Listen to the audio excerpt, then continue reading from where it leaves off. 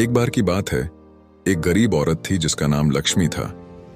वह एक छोटे से गांव में अपने माता पिता और छोटे भाई बहनों के साथ रहती थी। उसके पिता एक किसान थे, लेकिन खेत बहुत उपजाऊ नहीं था और उन्हें अक्सर किसी तरह का गुजारा करना पड़ता था। लक्ष्मी एक बुद्धिमान और महत्वाकांक्षी लड़की थी। वह डॉक्टर बनने का सपना देखती थी, लेकिन वह जानती थी कि अपने परिवार की वित्तीय स्थिति के कारण उसे अपना लक्ष्य हासिल करना मुश्किल होगा।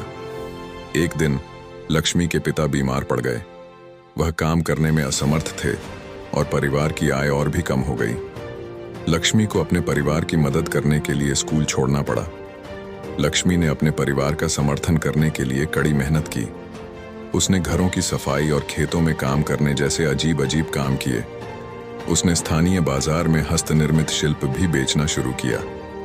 अपनी व्यस्त दिनचर्या के बावजूद लक्ष्मी ने डॉक्टर बनने के अपने सपने को कभी नहीं छोड़ा। वह देर रात तक पढ़ाई करती थी और स्थानीय पुस्तकालय से किताबें उधार लेती थीं। उसने एक स्थानीय शिक्षक से निजी तौर पर भी पढ़ाई की। कई सालों की कड़ी मेहनत और दृढ़ संकल्प के बाद लक्ष्मी ने आखिरकार अपने सपने को हासिल कर लिया। उन्हें मेडिकल स्कूल में प्रवेश मिला और वह डॉक्टर बन गईं। लक्ष्मी अपने गांव लौट आई और एक क्लिनिक खोला। उसने गरीबों और बीमारों का मुफ्त में इलाज किया। उसने लड़कियों को शिक्षा और स्वास्थ्य देखभाल के महत्व के बारे में शिक्षित करने के लिए एक कार्यक्रम भी शुरू किया।